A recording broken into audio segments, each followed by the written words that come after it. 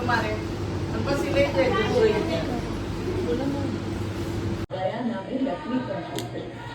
गाना तंदुरुस्त जरा करतो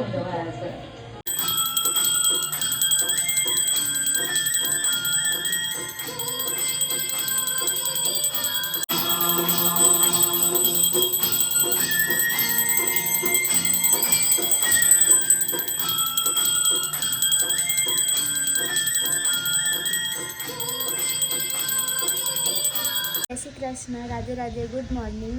આઈ હોપ કે તમે બધા મજામાં જ હશો. તો આજે છે જન્માષ્ટમી. તો જન્માષ્ટમીની બધાને તમને અને તમારા પરિવારને ખૂબ ખૂબ ખૂબ શુભકામનાઓ. તો થઈ ગયા છે સવારના 8 અને જોવા વાતાવરણ છે.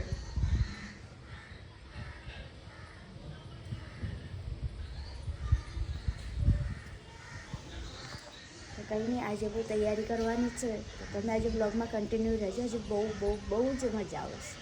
Stay tune. નહીં ખાધું તો પપ્પા લઈને આવ્યા તને. વેદી તું શું ખાઈને આવ્યો કે પાવભાજી ખાધું કે આજે સવારમાં? હે આજે ગોકળ હોટલમાં પાવભાજી ખાઈ લીધું? એમ પપ્પા હવારમાં લઈને આવ્યા હતા પાવભાજી. હે વેદી પપ્પા હવારમાં બનાવીને લઈને આવ્યા હતા? કોને બનાવ્યું? જન્મના દિવસે તે આવું ખાઈને આવ્યો. કેવડો નહીં ખાધું? કેવડો હતો કેવડો હતો પાવભાજી હતું. કેવડો પાવભાજી તો બે કરી પાયડા કરે કે ગોકળ તમે કરી નહીં વેદી? એને શીતળા સાતમના પાયણા હા સીધા સાતમના પાયણા કરે લાગે હો તે વેદી નહીં?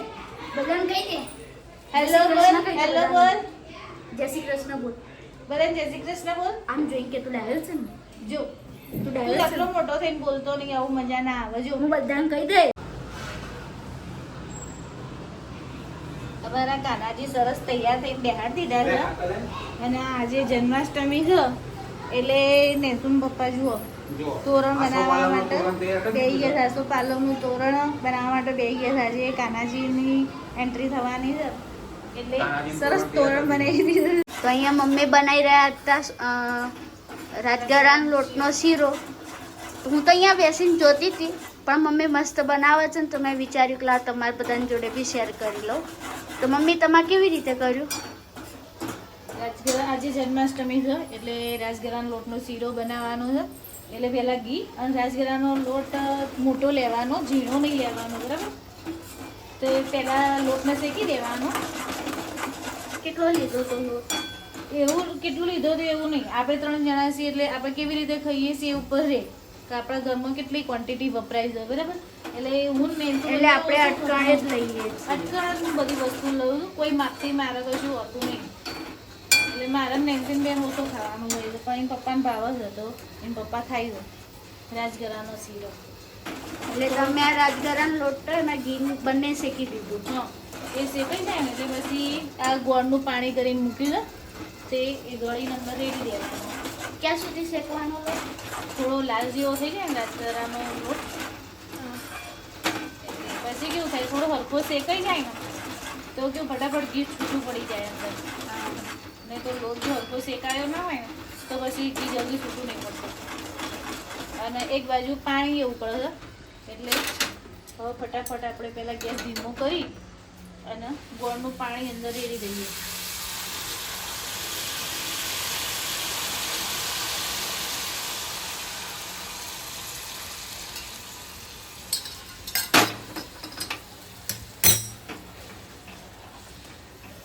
ગેસ થોડો ફાસ્ટ કરી ફટાફટ ઉભરો લઈ દેવા. તો તમે જોઈ જ શકો છો, જો કેટલું મસ્ત ઘી છૂટું પડી ગયું છે. તો એમાં ટીપ લેવાની રહી ગઈ છે. તો મમ્મીએ છે ને અંદર જાયફળ છીણી નાખ્યું અને ઇલાયચી ટીચીને નાખી દીધી છે. જો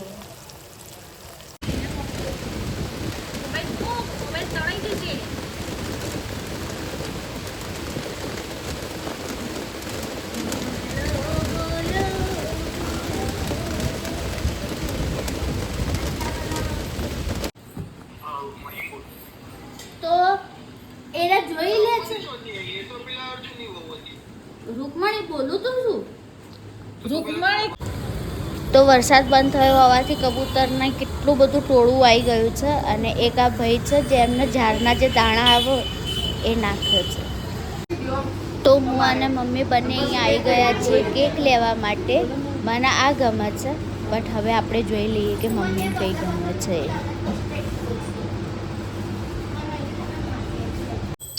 તો આપણે બનાવવાની હતી પંજરી. તો આપણે એના માટે છે ને પહેલાં કાજુ અને બદામ ઘી મેં એડ કર્યો હતો ને, તો આપણે એમાં થોડા રોસ્ટ કરી લઈશું. તો આપણે થોડા લાઇટ બ્રાઉન થઈ ગયા છે, તો હવે આપણે એને કાઢી દઈએ. હવે લઈશું હવે આપણે આખા ધાણા, જેને આપણે આ ઘીમાં રોસ્ટ કરવા મૂકી દઈશું.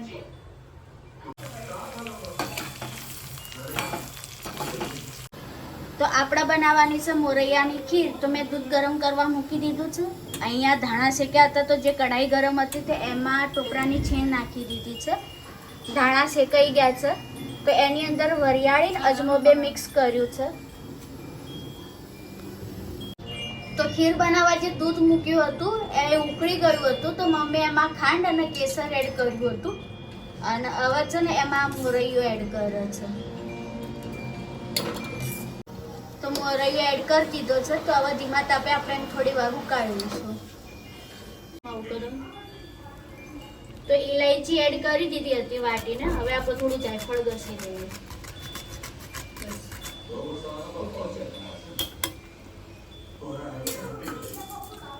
હવે 2 મિનિટ ઉકળવા દઈશું એટલે આપણી ખીર તૈયાર. તો આપણે જે ધાણા જે શેક્યા હતા એ વરિયાળી, અજમો, પછી ઇલાયચી ફોલેલી જે હોય ને એ ડાયરેક્ટ અંદર નાખી છે. તો હવે આપણે એને ગ્રાઇન્ડ કરી દઈએ. તો આપણે જે ગ્રાઇન્ડ કર્યું હતું એ હવે આપણે એકમાં કાઢી. હવે અંદર ટોપરાની છીણ અંદર ઉમેરવાની. જે આછી શેકી, તો બહુ નહીં શેકી, બરાબર. ગરમ તોતરામાં આંધી પાછી કરી. ખાંડ બહુ નહીં ને તું ધીમે ધીમે નાખ. બસ હવે મિક્સ કરી દો. હવે અંદર સૂંઠ પાવડર, પછી ખસખસ. આ બધું મિક્સ કરી દે. પછી આ નાખી દે અંદર કાજુ બદામ ને જેવું મિક્સ કરી દીધું છે. તો જે આપણે કાજુ અને બદામ બંને રોસ્ટ કર્યા હતા એ એડ કરીશું અને દ્રાક્ષ એડ કરીશું. લો હજુ થોડી. કાંજી કાંજી કરતી ફરું, કાંજી કાંજી કરતી ફરું, વનરાવનની વટવા લીડા, વનરાવનની વટવા લીડા. હે કાનજી હા કાનજી, હે કાનજી હો કાનજી.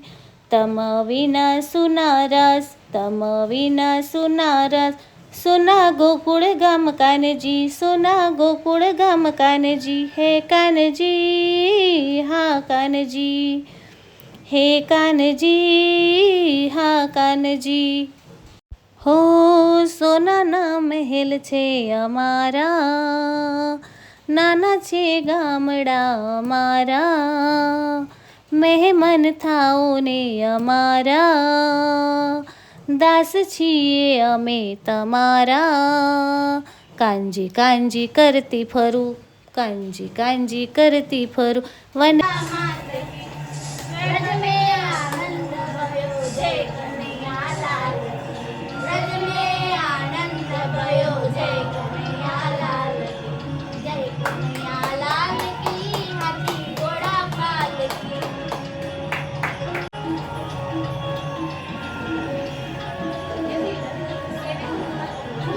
નરસિંહબેન લડ્ડુ ગોપાલના સ્નાન કરાવે છે.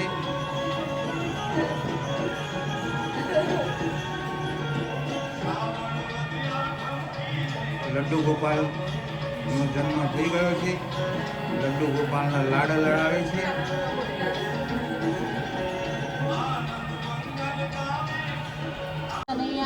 લાલ કી જય, નંદ કે લાલા કી જય હો, યશોદા કે લાલા કી જય હો. હે આનંદ ઉમંગ ભયો જય હો નંદલાલ કી, નંદ ઘેરા નંદ ભયો જય હો નંદલાલ કી, હાથી ઘોડા પાલ કી જય કનૈયા લાલ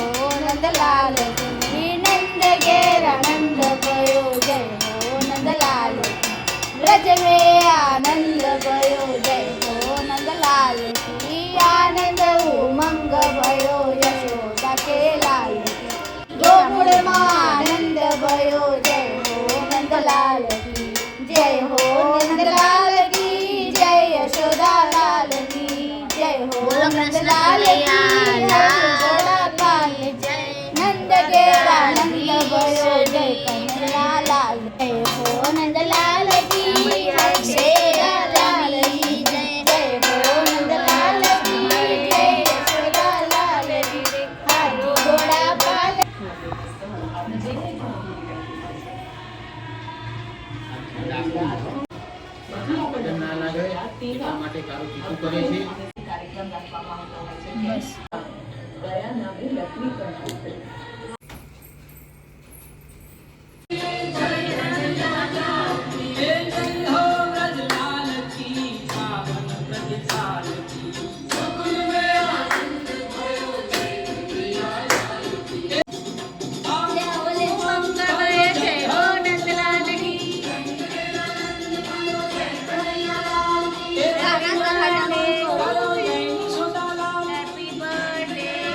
Results that make you know, wow.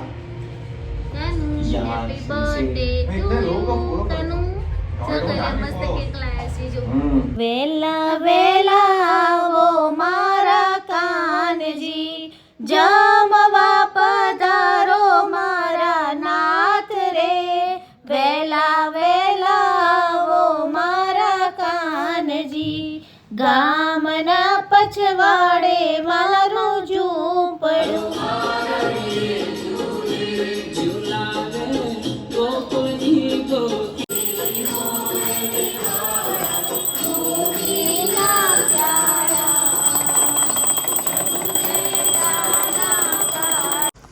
જય શ્રી કૃષ્ણ. તો કાલે રાત્રે અમે લોકો વ્લોગ એન્ડ કરવાનું જ ભૂલી ગયા હતા. તો આજે તો બીજો દિવસ થઈ ગયો છે નોમના પારણા. તો તમને અને તમારા પરિવારને અમારા તરફથી જન્માષ્ટમીની હાર્દિક શુભકામના. અને જો તમને અમારો વિડીયો ગમ્યો હોય તો લાઈક, કમેન્ટ અને શેર ફ્રેન્ડ્સ અને ફેમિલી સાથે. અને અમારી ચેનલને સબસ્ક્રાઇબ કરવાનું ના ભૂલતા. તો મળીએ કાલે નવા વિડીયો સાથે. ત્યાં સુધી જય શ્રી કૃષ્ણ.